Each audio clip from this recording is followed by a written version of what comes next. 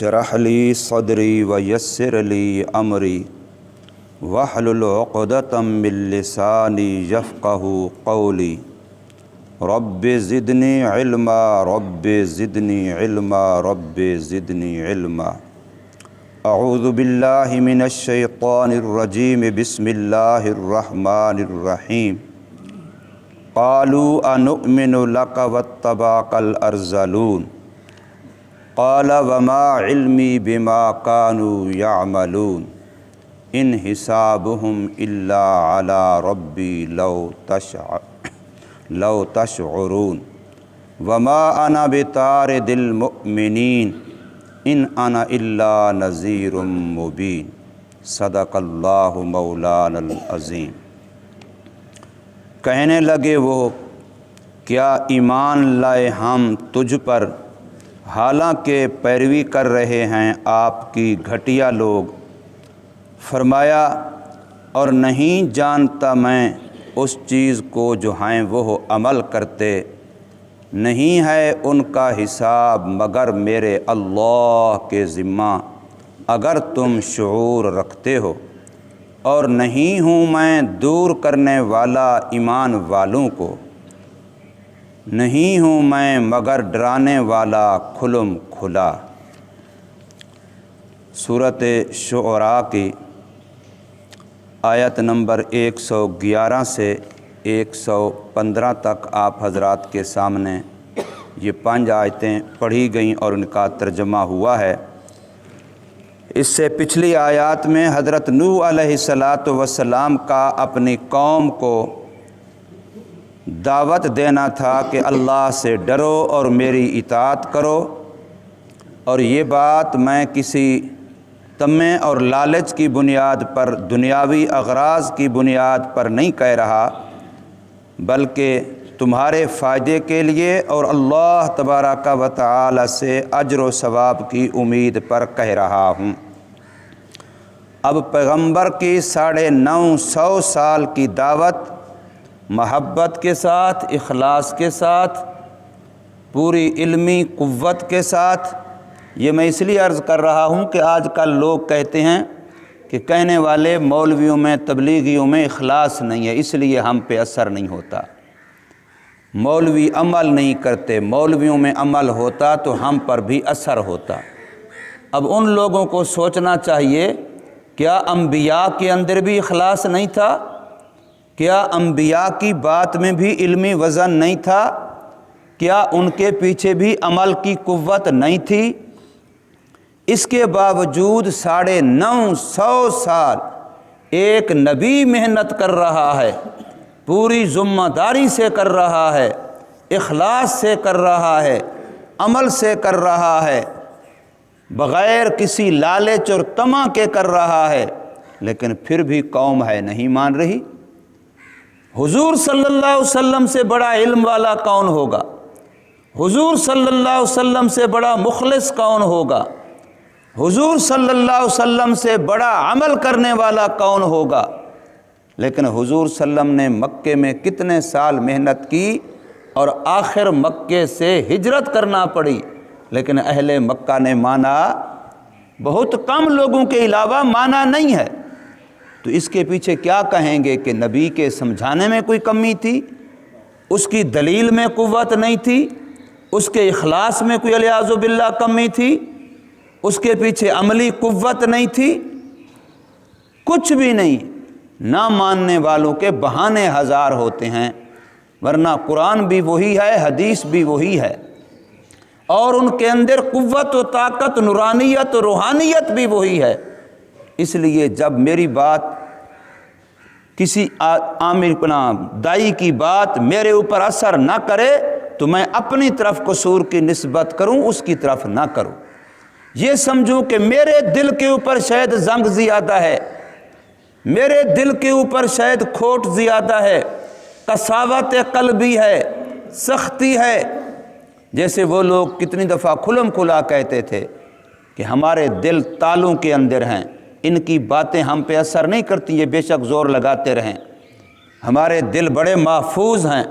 مضبوط ہیں، ہم جلدی جلدی آباء و اجداد والے دین کو چھوڑنے والے نہیں ہیں۔ ان کی باتوں سے جلدی جلدی متاثر نہیں ہوں گے، اور اس پر فخر کرتے تھے،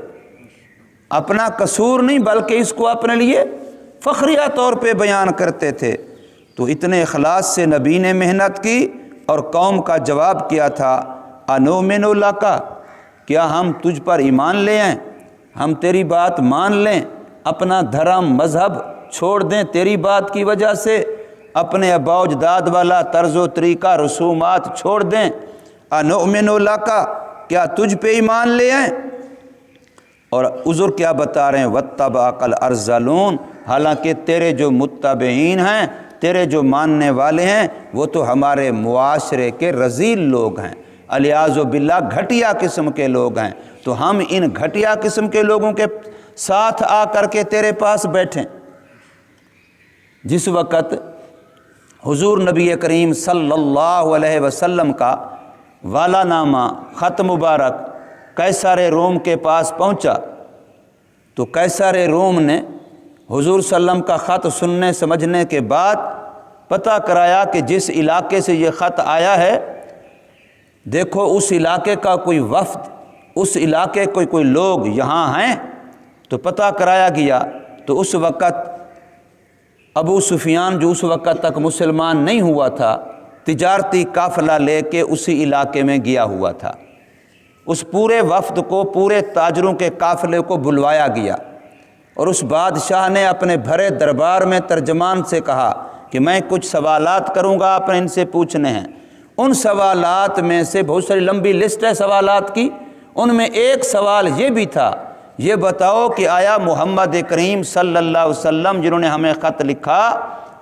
اس کے ماننے والے معاشرے کے غریب، غرباء، ضعیف اور کمزور طبقے کے لوگ ہیں، یا امیر امراء اور شرفاء بڑے لوگ ہیں؟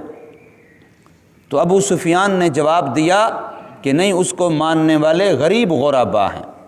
ضعیف طبقے کے، کمزور طبقے کے لوگ ہیں۔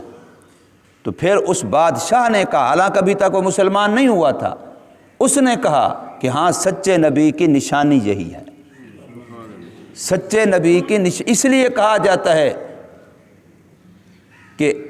اسلام کی ابتدا بھی غریبوں سے ہوئی ہے اور اسلام کی انتہا بھی غریبوں میں ہوگی۔ فطوبی للغرباء، غرباء کو مبارکباد دو، غرباء کو مبارکباد دو کہ تمہارا تعلق ہی دین کے ساتھ آخر تک رہے گا، اور دین علماء کے ساتھ تمہارا تعلق آخر تک رہے گا۔ تو فرمایا فطوبی للغرباء۔ اب یہ کہنے والا کون ہے؟ کہ میں نہیں ہوں، عام آدمی نہیں، محمد کریم صلی اللہ علیہ وسلم ہیں۔ حضور مبارکباد دے رہے ہیں کہ امیروں کو تو ایسی نہیں اٹھنے دے گا، امیروں کو تو آرام دہ گدے نہیں اٹھنے دیں گے،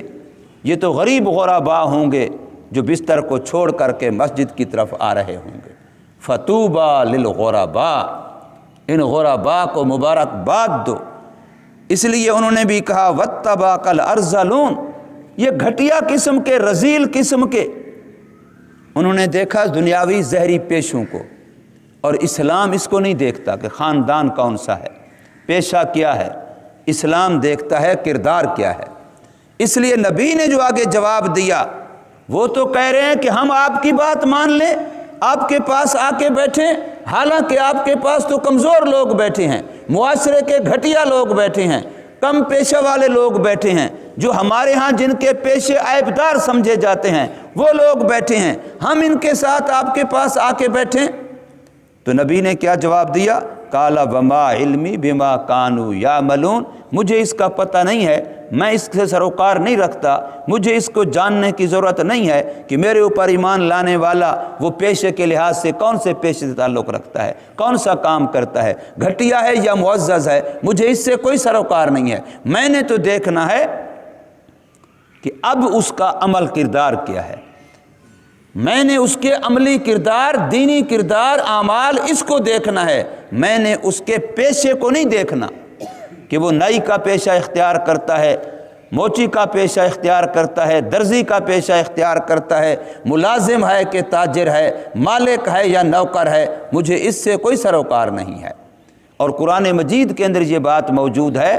کہ مشرکین مکہ نے، رؤسائے مکہ نے، مکے کے چودھریوں نے، انہوں نے بھی یہ بات محمد کریم صلی اللہ علیہ وسلم سے کہی تھی کہ پہلے ان غریب غرباء کو اپنی مجلس سے اٹھاؤ، تب ہم آ کر کے بیٹھیں گے، ان کے ساتھ بیٹھنا ہماری توہین ہے۔ یہ بلال پتہ نہیں کہاں کا ہے، یہ حضرت سلمان، یہ صہیب کوئی روم کا ہے، کوئی فارس کا ہے، کوئی حبشے کا ہے، ہم ان کے پاس ساتھ آ کر کے بیٹھیں،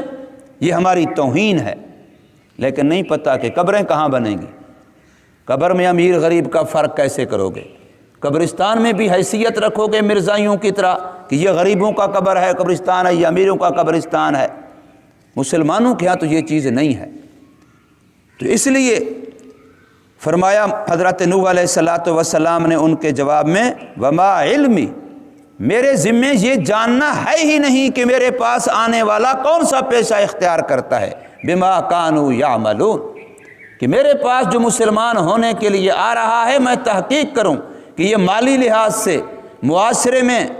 معزز و شرفاء ہونے کے لحاظ سے کس معیار کا ہے، یہ میرے ذمے نہیں ہے۔ ان حسابہم الا علی ربی، میں نے کردار کو دیکھنا ہے اور اعمال کا حساب میرے اللہ نے لینا ہے، میں نے نہیں لینا۔ لو تشعرون، کاش کہ تمہیں بھی شعور ہوتا، تمہیں بھی اس کی خبر ہوتی، پتہ چلتا کہ انسان کی عزت پیشے کے ساتھ نہیں ہے، انسان کی عزت کردار کے ساتھ ہے۔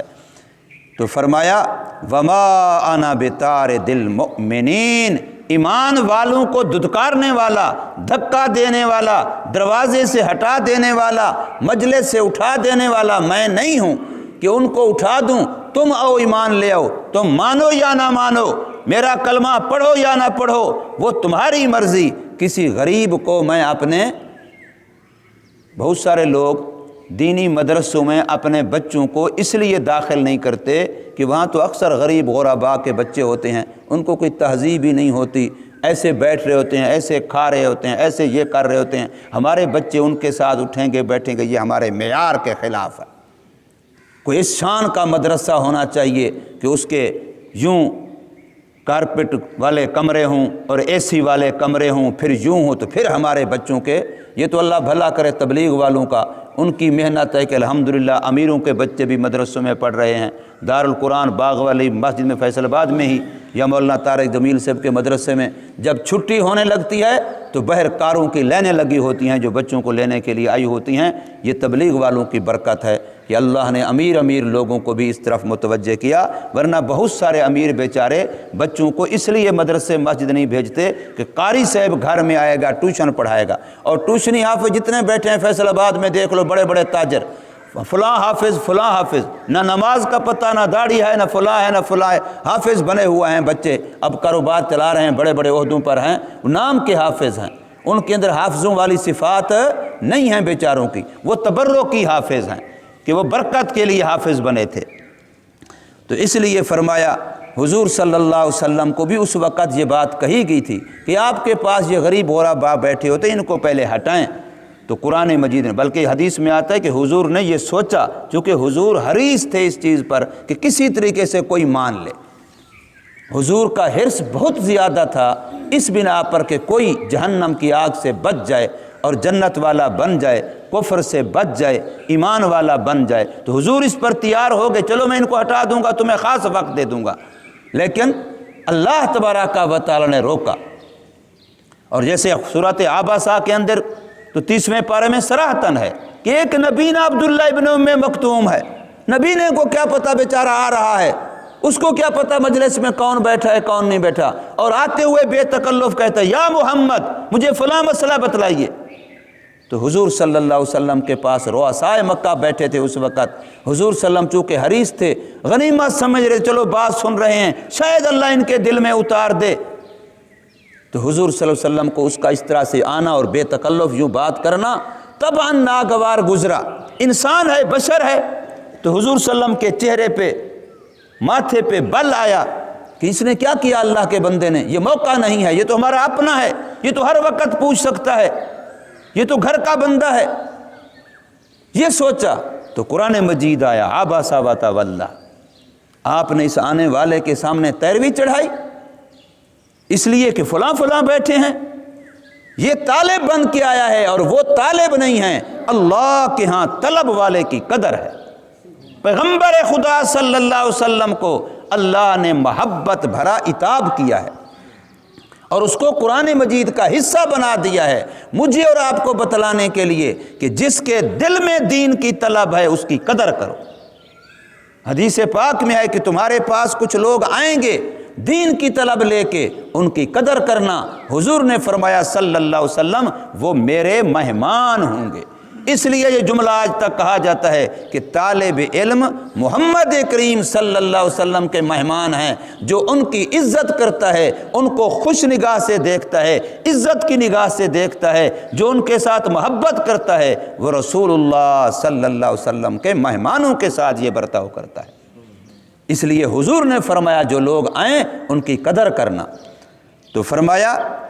حضرت نوح علیہ السلام نے وما انا بطارد المؤمنین، میں ایمان والوں کو دھکا دے دینے والا، دور کر دینے والا، دھدکار کر دینے والا نہیں ہوں۔ میرا کام صرف بیان کرنا ہے، بات بتانا ہے، منوانا نہ منوانا یہ میرے کام ذمہ ہی نہیں ہے۔ ان انا الا نذیر مبین، نہیں ہوں میں مگر ڈرانے والا کھلم کھلا۔ میں بات بتا رہا ہوں، غریب مانے گا تو، امیر مانے گا تو، شریف مانے گا تو، رذیل مانے گا تو، پہلے معاشرے میں کچھ ہوگا، جب میری بات مان لے گا اب معیار دین بنے گا، ایمان بنے گا، عزت کا معیار۔ فَإِنَّ الْعِزَّةَ لِلَّهِ جَمِيعًا، عزت کے خزانے میرے اللہ کے پاس ہیں۔ اللہ تبارک و تعالی ہمیں سمجھ نصیب فرمائے، عمل کی توفیق عطا فرمائے۔